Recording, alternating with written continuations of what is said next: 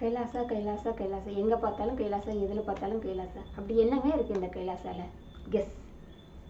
Living master, வாழும் அவதார புருஷர்.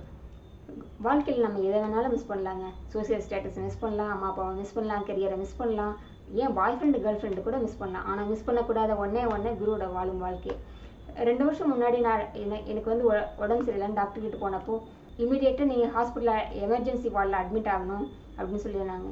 நாங்கள் சாமிஜியோட நினச்சி ப்ரே பண்ணிவிட்டு, என்னால் இன்றைக்கி உடனே இமீடியட்டாக அட்மிட் ஆக முடியாது, நீங்கள் ரிசல்ட் சொல்லுங்கள், நாங்கள் நாளைக்கு வரோன்னு சொன்னப்போ ரொம்ப நேரம் ஆர்கியூமெண்ட்டுக்கு அப்புறமா அவர் ஒத்துட்டார்.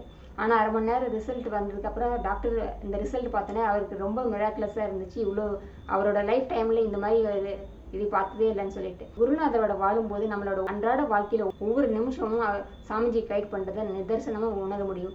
இந்த அனுபவம் உங்களுக்கும் வாழ்க்கையில் நடக்கணும்னா rush and sign up for கைலாசவாசிஸ்.